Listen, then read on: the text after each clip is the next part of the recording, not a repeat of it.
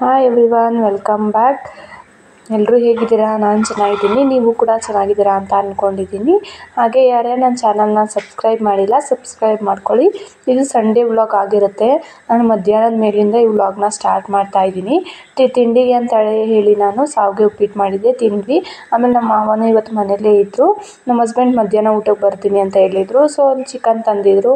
Chicken ಎಲ್ಲ ನೀಟಾಗಿ ತೊಳೆದು ಇಟ್ಬಿಟ್ಟು ನಾನು ಚಿಕನ್ ಸಾಂಬಾರು ಹಾಕಿ ಗ್ರೇವಿ ಮಾಡಿ ರೈಸ್ ಮಾಡೋಣ ಅಂದ್ಕೊಂಡಿದ್ದೆ. ನಮ್ಮ ಮಾವನು ಇದ್ರಲ್ಲ, ಮುದ್ದೆ ಕೇಳ್ತಾರೆ, ಅವ್ರಿಗೆ ಮುದ್ದೆ ಮಾಡೋಣ ಅಂತ ಹೇಳಿ ಮುದ್ದೆ ಮಾಡಿದ್ದೆ. ಸೊ ನಾನು ಫಸ್ಟ್ ಇಲ್ಲಿ ಚಿಕನ್ನೆಲ್ಲ ನೀಟಾಗಿ ವಾಶ್ ಮಾಡಿಕೊಂಡು ಆಮೇಲೆ ಸ್ವಲ್ಪ ಅರಿಶಿನ ಹಾಕಿ ಇನ್ನೊಂದ್ಸಲ ನೀಟಾಗಿ ವಾಶ್ ಮಾಡ್ಕೊತೀನಿ. ಚಿಕನ್ ಒಂಥರ ತುಂಬ ಗಲೀಜಾಗಿದ್ದರೆ ನಂಗೆ ಇಷ್ಟ ಆಗೋಲ್ಲ. ಸೊ ನೀಟಾಗಿ ಅರಿಶಿನ ಎಲ್ಲ ಹಾಕಿ ನೀಟಾಗಿ ವಾಶ್ ಮಾಡ್ಕೊತೀನಿ. ಎಲ್ಲ ವಾಶ್ ಮಾಡಿ ಇಟ್ಬಿಟ್ಟು ಅದ್ವಿಗೂ ಸ್ವಲ್ಪ ಹೊತ್ತು ಅವ್ನಿಗೂ ಟಿ ವಿ ಹಾಕ್ಕೊಟ್ಬಿಟ್ಟು ಅವ್ನು ತಿನ್ನೋಕೆ ಏನಾದರೂ ಕೇಳ್ತಿದ್ದ ಸ್ನ್ಯಾಕ್ಸ್, ಅದಕ್ಕೆ ಅವ್ನಿಗೆ ಕೊಟ್ಬಿಟ್ಟು ಅವ್ನು ಆಟ ಆಡ್ತಿದ್ದ. ಆಮೇಲೆ ಲಾಸ್ಟಲ್ಲಿ ನಾನು ಅಡುಗೆ ಎಲ್ಲ ಮಾಡ್ಕೊಳೋಣ ಅಂತೇಳಿ ಎಲ್ಲ ತರಕಾರಿ ಏನೇನು ಬೇಕು ಮಸಾಲೆಗೆಲ್ಲ ಕಟ್ ಮಾಡಿ ಇಟ್ಕೊಂಡೆ. ನಾನು ಮೊದಲು ಸಾಂಬಾರಿಗೆ ಇಲ್ಲಿ ರೆಡಿ ಮಾಡ್ಕೊತಾ ಇದ್ದೀನಿ. ಸಾಂಬಾರಿಗೆ ನಾನು ಇಲ್ಲಿ ಫಸ್ಟು ಅದನ್ನ ಮಸಾಲೆನೆಲ್ಲ ಫ್ರೈ ಮಾಡಿ ಆಮೇಲೆ ರುಬ್ಕೋತೀನಿ. ಒಂದು ಪ್ಯಾನಲ್ಲಿ ಇಟ್ಕೊಂಡು ಅದಕ್ಕೆ ಸ್ವಲ್ಪ ಆಯಿಲ್ ಬಿಸಿ ಆದಮೇಲೆ ಈರುಳ್ಳಿ, ಟೊಮ್ಯಾಟೊ, ಕೊತ್ತಂಬರಿ ಸೊಪ್ಪು, ಪುದೀನ ಸೊಪ್ಪು, ಶುಂಠಿ, ಬೆಳ್ಳುಳ್ಳಿ ಎಲ್ಲನೂ ಹಾಕಿ ಅದು ಎಲ್ಲ ಸಾಫ್ಟ್ ಆಗೋಷ್ಟು ನೀಟಾಗಿ ಫ್ರೈ ಮಾಡ್ಕೋತೀನಿ. ಈ ಥರ ಮಾಡಿದ್ರೆ ಟೇಸ್ಟ್ ಸಾಂಬಾರಂತೂ ತುಂಬ ಚೆನ್ನಾಗಿರುತ್ತೆ. ಚಿಕನ್ ಸಾಂಬಾರು ನಾನು ಯಾವಾಗಲೂ ಇದೇ ಥರ ಮಾಡ್ತೀನಿ, ತುಂಬ ಚೆನ್ನಾಗಿರುತ್ತೆ ಟೇಸ್ಟ್ ಅಂತ ಹೇಳಿ ಎಲ್ಲನೂ ನೀಟಾಗಿ ಸಾಫ್ಟ್ ಆಗೋವರೆಗೂ ಫ್ರೈ ಮಾಡಿಕೊಂಡು ತಣ್ಣಗಾದಮೇಲೆ ಸಾಂಬಾರು ಪೌಡ್ರು ನಾನು ನಮ್ಮಮ್ಮನೇ ಮಾಡಿಕೊಟ್ಟು ಕಳಿಸ್ತಾರೆ ನನಗೆ ಊರಿಂದ. ಆ ಸಾಂಬಾರು ಪೌಡ್ರನ್ನೇ ಯೂಸ್ ಮಾಡಿಕೊಂಡು ಸಾಂಬಾರು ಮಸಾಲೆನ ರೆಡಿ ಮಾಡಿಕೊಂಡೆ. ಅದು ತಣ್ಣಗಾಗೋಷ್ಟರಲ್ಲಿ ಈ ಕಡೆ ಚಿಕನ್ಗೂ ಇಟ್ಬಿಡೋಣ, ಅದು ಫ್ರೈ ಆಗ್ತಿರಲಿ ಅಂತ ಹೇಳಿ ಕುಕ್ಕರ್ ಇಟ್ಕೊಂಡಿದ್ದೀನಿ. ನಾನು ಕುಕ್ಕರಲ್ಲೇ ಮಾಡ್ಕೊತೀನಿ ಬೇಗ ಆಗಲಿ ಅಂತ ಹೇಳಿ. ಕುಕ್ಕರಿಗೆ ಒಂದು ಸ್ವಲ್ಪ ಆಯಿಲ್ ಹಾಕ್ಕೊಂಡು ಸ್ವಲ್ಪ ಈರುಳ್ಳಿ, ಸ್ವಲ್ಪ ಕರಿಬೇವಿನ ಸೊಪ್ಪು, 2 ಹಸಿಮೆಣ್ಸಿನ್ಕಾಯಿನ ಕಟ್ ಮಾಡಿ ಹಾಕ್ಕೋತಾ ಇದ್ದೀನಿ. ಅದು ಫ್ರೈ ಆದಮೇಲೆ ಸ್ವಲ್ಪ ಚಿಕನ್ನ ನಾನಿಲ್ಲಿ ಸಪ್ರೇಟ್ ಮಾಡಿ ಇಟ್ಕೊಂಡಿದ್ದೀನಿ. ಸ್ವಲ್ಪ ಸಾಂಬಾರಿಗೆ ಹಾಗೆ ಸ್ವಲ್ಪ ಗ್ರೇವಿ ಮಾಡೋಣ, ಸಾಂಬಾರಲ್ಲಿ ಜಾಸ್ತಿ ತಿನ್ನೋಕ್ಕೆ ಇಷ್ಟ ಆಗೋಲ್ಲ, ಅದಕ್ಕೆ ಸ್ವಲ್ಪ ಗ್ರೇವಿನೂ ಮಾಡೋಣ, ಚಿಕನ್ ಗ್ರೇವಿ ಅಂತ ಹೇಳಿ ಮಾಡ್ಕೊತಿದ್ದೆ. ಅದಕ್ಕೆ ಸ್ವಲ್ಪ ಚಿಕನ್ ಸಾಂಬಾರಿಗೆ ಎಷ್ಟು ಬೇಕೋ ಅಷ್ಟನ್ನು ಹಾಕಿ ಅದಕ್ಕೆ ಸ್ವಲ್ಪ ಉಪ್ಪು, ಸ್ವಲ್ಪ ಅರಿಶಿನ ಪುಡಿನ ಹಾಕಿ ಸ್ವಲ್ಪ ಹೊತ್ತು ಬೇಯೋಕ್ಕೆ ಇಟ್ಕೊಂಡೆ. ಅಷ್ಟು ಅದು ಬೇಯೋಷ್ಟರಲ್ಲಿ ಈ ಕಡೆ ಸಾಂಬಾರು ಮಸಾಲೆಯನ್ನು ತಣ್ಣಗಾಗಿರುತ್ತೆ, ರುಬ್ಕೋಬೋದು ಅಂತ ಹೇಳಿ ಈ ಕಡೆ ಮಸಾಲೆ ಎಲ್ಲ ರೆಡಿ ಮಾಡಿ ಇಟ್ಕೊಂಡಿದ್ನಲ್ಲ ಅದನ್ನು ಕೂಡ ಈಗ ಬೇಯೋಷ್ಟರಲ್ಲಿ ಅದನ್ನು ರುಬ್ಬಿ ಎತ್ತಿಟ್ಕೊಂಡಿದ್ದೆ. ಅಷ್ಟರಲ್ಲಿ ಚಿಕನ್ನು ಅಷ್ಟೇ ತುಂಬ ಚೆನ್ನಾಗಿ ಬೆಂದಿತ್ತು ನೋಡಿ. ಇದೆಲ್ಲ ತಣ್ಣಗಾಗಿತ್ತು ಅಷ್ಟರಲ್ಲಿ ಅದನ್ನು ಕೂಡ ರುಬ್ಬಿಟ್ಟಿಟ್ಕೊತಾ ಇದ್ದೀನಿ. ಅದಕ್ಕೆ ಸಾಂಬಾರು ಪೌಡ್ರನ್ನೂ ಹಾಕಿ ರುಬ್ಬಿಕೊಂಡೆ. ಹಾಗೆ ಅದಕ್ಕೆ ನೀರು ಎಷ್ಟು ಬೇಕೋ ಅಷ್ಟು ಅಡ್ಜಸ್ಟ್ ಮಾಡಿಕೊಂಡು ಸಾಂಬಾರು ಎಷ್ಟು ಬೇಕೋ ಅಷ್ಟು ಮಾಡ್ಕೊಂಡಿದ್ದೀನಿ. ತುಂಬ ತೆಳ್ಳಗಿದ್ರೂ ನಮ್ಮ ಮನೇಲಿ ಇಷ್ಟ ಆಗೋಲ್ಲ, ಸ್ವಲ್ಪ ಗಟ್ಟಿಯಾಗಿರಬೇಕು ಸಾಂಬಾರು. ಅದಕ್ಕೆ ನಾನಿಲ್ಲಿ ಎಷ್ಟು 1-2 ಗ್ಲಾಸ್ ಅಷ್ಟೇ ನಾನು ನೀರು ಹಾಕ್ಕೊಂಡಿದ್ದು, ಜಾಸ್ತಿ ಹಾಕ್ಕೊಳ್ಳಲ್ಲ.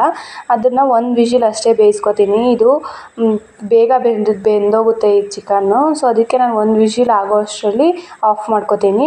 ಅಷ್ಟರಲ್ಲಿ ಆ ಕಡೆ ಅನ್ನಕ್ಕೂ ಇಟ್ಬಿಡೋಣ ಅಂತ ಹೇಳಿ ಅನ್ನನೂ ಮಾಡಿಕೊಂಡೆ. ಈ ಕಡೆ ಸಾಂಬಾರು ಆಗಿತ್ತು. ಆಮೇಲೆ ನಾನು ಗ್ರೇವಿ ಮಾಡ್ಕೊಳ್ಳೋಣ ಅಂತೇಳಿ ಒಂದು ಪ್ಯಾನಲ್ಲಿ ಇಟ್ಕೊಂಡು ಅದಕ್ಕೆ ಆಯಿಲ್ ಹಾಕ್ಕೊಂಡು ಸ್ವಲ್ಪ ಸ್ಪೈಸಸ್ ಹಾಕ್ಕೊಂಡು ಸ್ವಲ್ಪ ಈ ಹಸಿಮೆಣ್ಸಿನ್ಕಾಯಿ, ಪಲಾವ್ ಎಲೆ, ಚಕ್ಕೆ, ಕರಿಬೇವು ಸೊಪ್ಪು ಎಲ್ಲ ಹಾಕಿ ಸ್ವಲ್ಪ ಹೊತ್ತು ಫ್ರೈ ಮಾಡಿಕೊಂಡೆ. ಆಮೇಲೆ ಅದಕ್ಕೂ ಸ್ವಲ್ಪ ಈರುಳ್ಳಿ ಹಾಕಿ ಫ್ರೈ ಮಾಡಿಕೊಂಡು ಆಮೇಲೆ ತೊಳೆದಿಟ್ಕೊಂಡಿರೋಂಥ ಚಿಕನ್ನ ಹಾಕ್ಕೋತೀನಿ. ಇದು ಅಷ್ಟೇ ನಾನು ನಮ್ಮಮ್ಮ ಮಾಡೋ ಥರ ಟ್ರೈ ಮಾಡಿದ್ದೆ, ತುಂಬ ಚೆನ್ನಾಗಿ ಬಂದಿತ್ತು. ಆಮೇಲೆ ಸ್ವಲ್ಪ ಶುಂಠಿ ಬೆಳ್ಳುಳ್ಳಿ ಪೇಸ್ಟು ಹಾಕಿ ಫ್ರೈ ಆದಮೇಲೆ ತೊಳೆದಿಟ್ಕೊಂಡಿರೋಂಥ ಚಿಕನ್ನ ಹಾಕಿ ಸ್ವಲ್ಪ ಅರಿಶಿನ, ಸ್ವಲ್ಪ ಉಪ್ಪು ಹಾಕಿ ಅದನ್ನು ಚೆನ್ನಾಗಿ ಫ್ರೈ ಮಾಡೋಕೆ ಇಟ್ಬಿಟ್ಟು ಸ್ವಲ್ಪ ಹೊತ್ತು ಫ್ರೈ ಆದರೆ ಚೆನ್ನಾಗಿರುತ್ತೆ. ಅದೆಲ್ಲ ನೀರು ಬಿಟ್ಕೋಬೇಕು, ಅಲ್ಲಿವರೆಗೂ ಬೇಯೋಕ್ಕೆ ಲಿಡ್ ಕ್ಲೋಸ್ ಮಾಡಿ ಇಟ್ಕೊಂಡಿದ್ದೆ. ಅದು ತುಂಬ ಚೆನ್ನಾಗಿ ಬಂದಿತ್ತು ಟೇಸ್ಟ್ ಅಂತೂ. ನೀವು ಒಂದ್ಸಲ ಟ್ರೈ ಮಾಡಿ, ಈ ರೆಸಿಪಿ ತುಂಬ ಚೆನ್ನಾಗಿರುತ್ತೆ. ಅದು ಸ್ವಲ್ಪ ಹೊತ್ತು ಬೇಯಲಿ ಅಂತ ಎತ್ತಿಟ್ಬಿಟ್ಟೆ. ನೋಡಿ ಈ ಥರ ನೀರು ಬಿಟ್ಕೊಂಡ್ಮೇಲೆ ಸ್ವಲ್ಪ ಟೊಮ್ಯಾಟೊ, ಕೊತ್ತಂಬರಿ ಸೊಪ್ಪು, ಪುದೀನ ಸೊಪ್ಪು, ಹಾಗೆ ನಾನಿಲ್ಲಿ ಚಿಕನ್ ಮಸಾಲ ಪೌಡರ್ನ 2 ಟೇಬಲ್ ಸ್ಪೂನಷ್ಟು ಹಾಕ್ಕೊಂಡಿದ್ದೀನಿ. ಸ್ವಲ್ಪ ಚಿಲ್ಲಿ ಪೌಡ್ರು, ಖಾರ ನಮ್ಮ ಮನೇಲಿ ಖಾರ ಸ್ವಲ್ಪ ಇಷ್ಟಪಡ್ತೀವಿ ನಾವು. ಸೊ ಸ್ವಲ್ಪ ಚಿಲ್ಲಿ ಪೌಡ್ರ್ ಹಾಕ್ಕೊಂಡು ಅದನ್ನು ಸ್ವಲ್ಪ ಹೊತ್ತು ನೀಟಾಗಿ ಮಿಕ್ಸ್ ಮಾಡಿಬಿಟ್ಟು ಸ್ವಲ್ಪ ಹೊತ್ತು ಬೇಯೋಕ್ಕೆ ಬಿಟ್ಟೆ, ಟೊಮೆಟೊ ಎಲ್ಲ ಸಾಫ್ಟ್ ಆಗಲಿ ಅಂತ ಹೇಳಿ. ಆಮೇಲೆ ನೋಡಿಕೊಂಡು ಸ್ವಲ್ಪ ನೀರು ಬೇಕು ಅಂತ ಅನ್ನಿಸ್ತು. ಸೊ ಚಿಕನ್ನೆಲ್ಲ ಬೇಯೋಷ್ಟು ಎಷ್ಟು ಬೇಕಾಗುತ್ತೋ ಅಷ್ಟು ನೀರು ಸ್ವಲ್ಪ ಹಾಕ್ಕೊಂಡು ಅದನ್ನು ಬೇಯೋಕ್ಕೆ ಇಟ್ಕೊಂಡೆ. ತುಂಬ ಚೆನ್ನಾಗಿ ಬಂದಿತ್ತು ಟೇಸ್ಟ್ ಅಂತೂ. ನೀವು ಒಂದ್ಸಲ ಟ್ರೈ ಮಾಡಿ, ನಿಮಗೂ ಕೂಡ ಇಷ್ಟ ಆಗ್ಬೋದು. ಆಮೇಲೆ ಎಲ್ಲ ಈ ಕಡೆ ಅಷ್ಟರಲ್ಲಿ ಬೇಯೋ ಅಷ್ಟರಲ್ಲಿ ಆ ಕಡೆ ಸಾಂಬಾರು ಕೂಡ ರೆಡಿ ಆಗಿತ್ತು.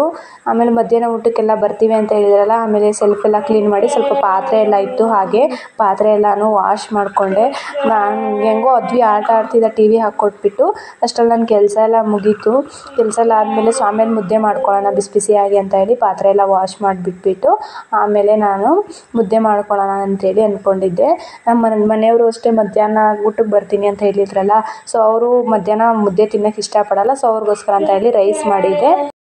ಊಟ ಎಲ್ಲ ಮಾಡೋಷ್ಟು ಪಾತ್ರೆ ಜಾಸ್ತಿ ಆಗಿಬಿಡುತ್ತೆ ಅಂತೇಳಿ ಪಾತ್ರೆ ಎಲ್ಲ ವಾಶ್ ಮಾಡಿಬಿಟ್ಟು ಆಮೇಲೆ ಅದ್ವಿಗೆ ಫಸ್ಟ್ ಊಟ ಮಾಡಿಸೋಣ ಅಂತ ಹೇಳಿ ಅಂದ್ಕೊಂಡೆ. ನೋಡಿ ಅವನಂತೂ ನಾನು ಅಡುಗೆ ಮಾಡಿ ಬರೋ ಅಷ್ಟರಲ್ಲಿ ಇರೋ ಆಟ ಸಾಮಾನೆಲ್ಲ ಚೆಲ್ಲಿ ಮನೆಯೆಲ್ಲ ಚೆಲ್ಲಿದ್ದ. ಆಮೇಲೆ ಅವನಿಗೂ ಫಸ್ಟ್ ಊಟ ಮಾಡಿಸ್ಬಿಡೋಣ, ಆಮೇಲೆ ಅವನು ತಿನ್ನಲ್ಲ ನಮ್ಮ ಜೊತೆ. ಅದಕ್ಕೆ ಅವ್ನಿಗೆ ಫಸ್ಟು ಸ್ವಲ್ಪ ಚಿಕನ್ ಸ್ವಲ್ಪ ಗ್ರೇವಿ ಹಾಕ್ಕೊಂಬಂದು ತಿನ್ನಿಸ್ಬಿಟ್ಟು ಆಮೇಲೆ ಅವನು ಟಿ ವಿ ನೋಡ್ತಿದ್ದ. ಒಂದು ಸ್ವಲ್ಪ ಹೊತ್ತು ಆಮೇಲೆ ಮತ್ತೆ ಅವನಿಗೂ ಊಟ ತಿನ್ನಿಸ್ದೆ. ಮುದ್ದೆ ಮಧ್ಯಾಹ್ನದ ಹೊತ್ತು ತಿನ್ನಲ್ಲ ಅವನು, ಅದಕ್ಕೆ ರೈಸೇ ತಿನ್ನಿಸ್ದೆ.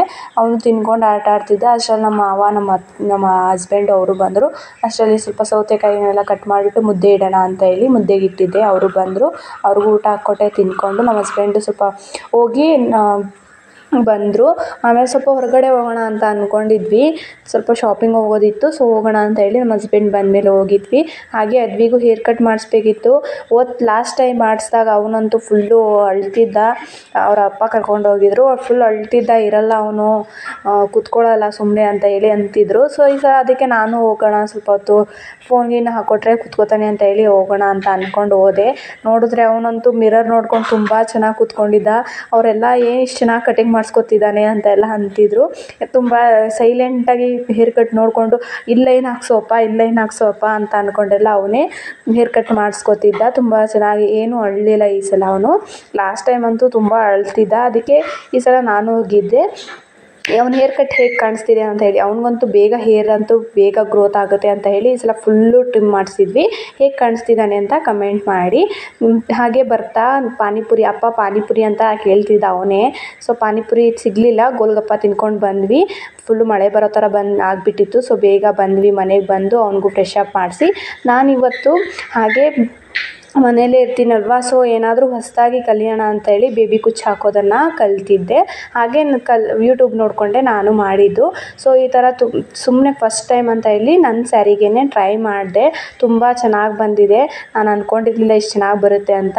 ಹಾಗೆ ಹೇಗೆ ಬಂದಿದೆ ಅಂತ ಕಮೆಂಟ್ ಮಾಡಿ. ಅದಾದಮೇಲೆ ಸ್ವಲ್ಪ ಹೊತ್ತು ಕರೆಂಟ್ ಬೇರೆ ಇರಲಿಲ್ಲ, ಕಾಫಿ ಮಾಡ್ಕೊಂಡು ಕುಡಿದ್ವಿ. ಕರೆಂಟ್ ಪವರೇ ಇರಲಿಲ್ಲ. ಈ ಕಡೆ ಮಳೆ ಬಂದರೆ ಪವರೇ ಕಟ್ ಮಾಡಿಬಿಡ್ತಾರೆ.